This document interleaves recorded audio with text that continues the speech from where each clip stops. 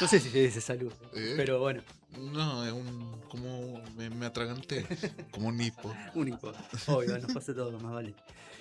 Che, bueno, hoy la idea era hacerme eco de esto que me parece que el programa estuvo girando en torno a la niñez.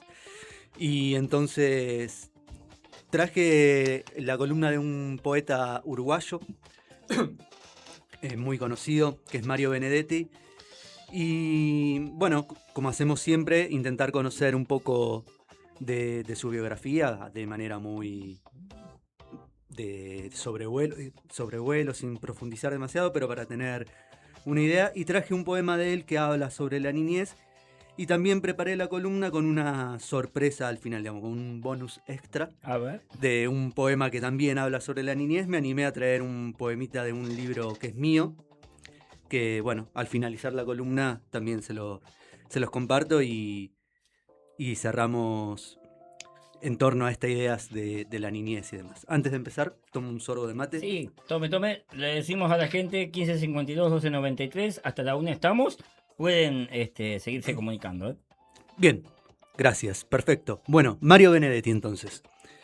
Nació el 14 de septiembre de 1920 en Paso de los Toros, Uruguay, y murió en Montevideo, también capital de Uruguay, el 17 de mayo de 2009. Fue poeta, narrador, ensayista, dramaturgo y periodista y una de las figuras fundamentales de la literatura uruguaya y latinoamericana del siglo pasado, del siglo XX. Desde muy joven tuvo que trabajar en distintos oficios. Fue empleado, taquígrafo, vendedor, funcionario público, experiencias que luego alimentarían una literatura profundamente vinculada con la vida cotidiana. En 1945 comenzó su actividad como periodista y formó parte de la llamada Generación del 45, allá en Uruguay, un grupo de escritores uruguayos que renovó la literatura y la mirada crítica sobre la sociedad de su tiempo. Su obra abarcó prácticamente todos los géneros. Entre sus libros más conocidos están Poemas de la Oficina, Montevideanos, La Tregua, novela muy conocida que también se hizo película justamente, Gracias por el Fuego y Primavera con una esquina rota.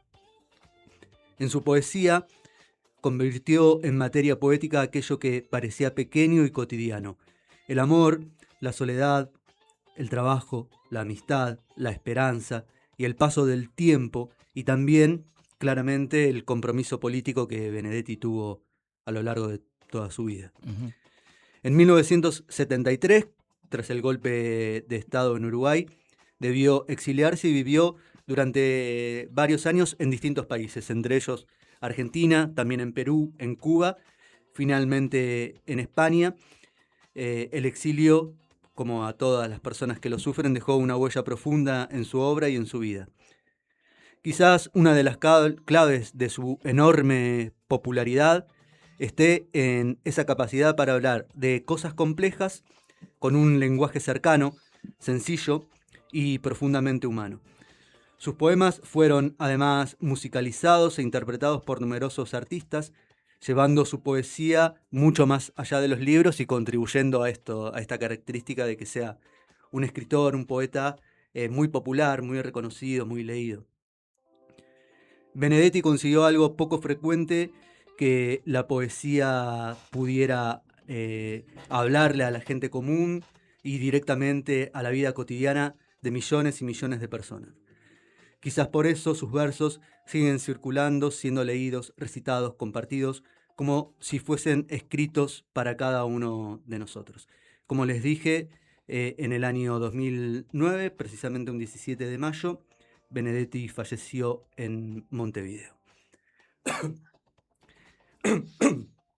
Y, perdón, en este sentido, quería compartir un poema de Benedetti que justamente va en este sentido de tener un lenguaje sencillo, transparente, pero que deteniéndonos en esa poesía que parece como muy sencilla, hasta muy simple, eh, puede tener como varias capas de interpretación, y habla justamente de la niñez de la fugacidad también del tiempo. El poema se llama Cuando éramos niños. Cuando éramos niños, los viejos tenían como 30. Un charco era un océano. La muerte, lisa y llana, no existía. Luego, cuando muchachos, los viejos eran gente de 40. Un estanque era un océano. La muerte era solamente una palabra. Ya cuando nos casamos, los ancianos estaban en los 50. Un lago era un océano. La muerte era la muerte de los otros. Ahora, ya veteranos, ya le dimos alcance a la verdad. El océano es por fin el océano, pero la muerte empieza a ser nuestra propia muerte. Qué lindo. Qué lindo. Siempre me dejas sin palabras lo que trae Edgardo, excelente. Y bueno, con un autor de primera. Yo me estaba acordando de La Tregua que vos nombrabas hoy. Sí, Se hizo en dos ocasiones. La que hizo, la gran conocida que hizo Mirta Legrand, y la que se hizo ahora, que fue el Dolor de Fonsi, creo que la había hecho, ahora último también. Se hizo en dos ocasiones. Y que todas las poesías que tiene siempre te acompañan en determinados momentos, ¿no? Y esta como que te hace reflexionar un poco, como cuando vas creciendo todo va cambiando, pero sigue siendo siempre lo mismo. Pero va cambiando de importancia, de significancia. claro, sí. Sí, cómo van mutando la visión de una misma cosa, y el que se va transformando no es tanto eso que nos rodea, sino cómo lo interpretamos y cómo nos Claro. afecta y qué perspectiva vamos teniendo de eso, qué visión. O sea que lo que nos transformamos somos nosotros, lo demás está. Siempre. Claro, sí, lo demás permanece, el océano sigue siendo el océano, pero nosotros vamos cambiando y le vamos dando otro significado. Bueno, y claramente el poema juega con la muerte, ¿no? Que cuando somos niños somos inmortales, digamos, la Ujú. muerte no existe. Y de a poco nos vamos familiarizando con esa idea, empiezan a morirse personas cercanas, y en algún momento nosotros también vamos Claro. a morir, y eso es una realidad y no es una mala noticia, digamos, es lo que es la ley de la vida, y así es. Y tenías algo escrito por vos, porque debemos decir Sí. que sos un gran escritor también. Extraordinario. Sí, sobre todo se lo dice él, ¿viste? No tiene abuelo el muchacho. Y tenemos grandes escritores en Olavarría, hablando del otro día del tema de la ley de libros. Claro. Hay que aprovechar los autores locales. Sí, totalmente. Hay que reconocerles más, apreciarlos más. Y sí, sin duda, en Olavarría hay varios escritores, muchos escritores, algunos y algunas con años de trayectoria, digamos, con muchos años recorridos. No es fácil hacer literatura desde las márgenes, digamos, desde las periferias, pero igualmente seguimos apostando a que es posible, y sigue siendo un lugar para habitar, para llenar, y por suerte hay mucha gente que lo hacemos, lo intentamos hacer. Siempre nos recuerdo María Manetti, y bueno, y le mandamos saludos a Graciela Mónaco, que también tiene muchísimo que ver con la escritura y la literatura. ¿Y la tuya cómo es? Es también, me animé a traerlo porque va muy en sintonía con esta idea de la niñez. Cuando yo fui padre, ya hace unos años, escribí un librito que después salió recopilado en este que traje, que se llama El áspero crepitar de la luz. De paso el chivo, quien lo quiera me puede escribir, claro. y se lo puedo alcanzar. Es un libro que reúne 3 libros, y uno de ellos es Canciones para Mainumbi, que es mi hija. Cuando fui papá hubo una reflexión ahí sobre la paternidad y lo que implica, pero también una vuelta a repensar la relación con mis padres, con mi madre, reverlos, esto mismo que decíamos, lo mismo pero verlos desde otro Lo lugar. vas entendiendo, ¿no? Vas entendiendo ciertas cosas, resignificando, aceptando otras, y también un viaje hacia mi niñez, en cierta forma, ¿no? Esa niñez que ya no está y a la vez sigue estando. Ujú. Y este poema va justamente sobre eso, sobre esa niñez, ese niño que aún hoy uno sigue siendo, que a veces lo ignora o lo menosprecia o lo silencia, pero que sigue estando ahí adentro de uno en algunos rincones del alma. Y el poema se llama Aún vive en mí. Lo escuchamos. Aún vive en mí. Mi niño aún vive en mí, oculto entre mis temores, acorazado, olvidado a veces. Mi niño aún vive en mí. Son sus ojos los que miran ciertos atardeceres, son sus manos las que acarician el tronco de los árboles como a inmóviles peces. Es tímido y tiene miedo. Varias veces amordacé su voz espontánea, puse cadenas en su carne inocente, me olvidé del acto sagrado de jugar. Sin embargo, en el fondo de mi alma, gotas frescas de su risa caen todavía. Aún vive en mí mi niño. Duerme siestas en los veranos de mis venas y se hamaca en los recovecos de mi mirada abierta.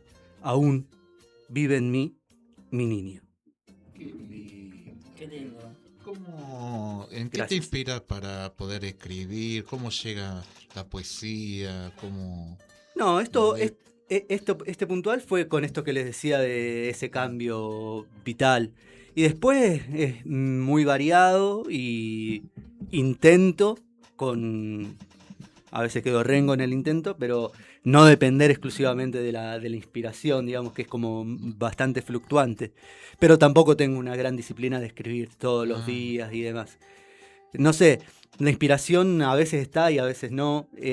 Iba un poco en ese sentido, que a veces es medio complicado depender de la inspiración, porque hay momentos en los que podés estar como más abierto, más receptivo, y muchos otros en los que la vida cotidiana te va llevando por otros lados. Pero está bueno que la creatividad no dependa exclusivamente de la inspiración y cuando venga bienvenida, pero como decía Picasso, que cuando venga la inspiración te agarre trabajando, digamos. aparte de escribir es como ser niño de vuelta porque jugás con la creatividad, ¿no? Con las Tiene, palabras. tiene esa dimensión, sí. Mm. Sí, sí, sí. Vamos a decirle tu contacto y tus redes para que la gente que quiera tus poemas o tu lectura lo pueda conseguir. Dale, buenísimo, gracias. Sí, es Edgardo Sousa, Sousa con Z, las dos veces, Sousa. Ahí en Instagram es la red que más uso. Me pueden escribir por ahí un mensajito y el libro ya tiene unos anitos, es mi último libro igual. Fue editado acá en Olavarría, es el único libro que edité acá en Olavarría, es el primer libro de poesía que editó la editorial del Altillo, de Guillermo del Soto, Sí, justamente hablando de escritores olavarrienses. Eh, y nada, es muy económico, digamos, y mi idea es más compartirlo y que circule más que hacer sí, sí. una venta, digamos. Le mandamos saludos a Guille del Soto ahí que seguramente nos está escuchando. ¿Cómo se llamaba tu hija? ¿Cómo se llama? Se llama Mainumbi. ¿Qué quiere decir Mainumbi? Mainumbi significa colibrí en guaraní. Mirá, qué lindo. Nunca lo había escuchado como nombre. No, no, no. No sé si. Creo que en Paraguay o en algunos lugares donde el guaraní es una lengua más cotidiana, eh, hay algunas personas que se llaman Mainumbi, pero es como medio extraño. Nosotros en ese momento no lo sabemos. Queríamos que llamarla colibrí Ajá. y en algún idioma. Y bueno, por distintas razones terminó Quedó llegando Mainumbi. Mainumbi. Quedó lindísimo. Bueno, Después le decimos Mai, obviamente, pero le bueno. mandamos saludos a Mai. Que tenga un lindo día del niño ahora el próximo domingo. Gracias, Edgardo. Bueno, chicos, al contrario, un placer. Pará, antes, todavía nos queda tiempo. ¿Cómo fue tu infancia? ¿Te acordás de algo? ¿A qué jugabas? Sí, una infancia como muy normal. Acá en Olavarría, ya hace unos cuantos años, en el barrio Jardín, que en Ajá. ese momento era un barrio más alejado de la ciudad. Entonces pasaba mucho tiempo, casi todo el día, ahí mismo en el barrio. De hecho, la escuela a la que iba está ahí en el barrio, en la 76. Y mucho con mis abuelos también, que también vivían ahí, no en el barrio Jardín, pero a 3, 4 cuadras. Y también pasaba mucho tiempo con mi abuelo, con mi abuela. Mi abuelo tenía un taller. Y bueno, mis viejos laburaban, entonces muchas veces después de la escuela iba... otros tiempos, salía de la escuela a nada 6, que 7 ver. años, iba caminando a lo de Nada que ver con lo de ahora. otros tiempos, otros tiempos. Una infancia linda, con muchas amistades, porque el barrio Jardín son barrios de monobloque, vivimos muchas familias juntas y compartimos el patio, digamos. Y entonces tenías como muchos casi hermanos, digamos, muchos amigos y formábamos nuestros grupos y se pasaba mucho tiempo ahí hasta tarde, en el verano hasta la noche. Sí, con las luminarias del barrio que tienen el caminito. Tal cual, sí, sí, Sí, sí. sí. Me acuerdo del barrio Sí, Jardín. y la noche permitía juego, la escondida y eso se volvían más Totalmente. interesante. Bueno, gracias, Ricardo. Bueno, chicos, Un un gusto gusto. siempre tenerte. Y 49, ¿qué hacemos? ¿Música? ¿Nos vamos? ¿Corte? No, corte ahora no. Nos están llegando fotos de lo de No me niñez, sí. digas. A ver, A de ver. Ezequiel, le mandamos un saludo grande. También de Brian, cuando él estuvo en La Panza, una ecografía. Ah, bien. Así Lindo para mostrar radio eso. qué lindo. Bueno, así que le mando saludos a todos. Gracias por Igual las fotos. el sábado que viene vamos a seguir con la misma propuesta. Las fotos de su infancia, alguna anécdota de su infancia, porque queremos ver cómo cambió la de No, ahora. acá me dice, fue medio en chiste la foto de la ecografía. Me parecía Son- así. Solo que me... Imagínate, mostrar esa foto en radio al mediodía cuando No, está- no, de- no de puedo foto de mostrarlo perfil. porque... No, jamás. No. Perdón. Sí. Pero me había olvidado y no lo anuncié. Para cierre de la columna había traído también una cancioncita, que es un poema de Mario Benedetti. Esto que decíamos ahí en la biografía, que muchos músicos han musicalizado su poesía. Entonces cerramos con un tema de Sí, cerrá por un tema, dale. Y su pobre osamenta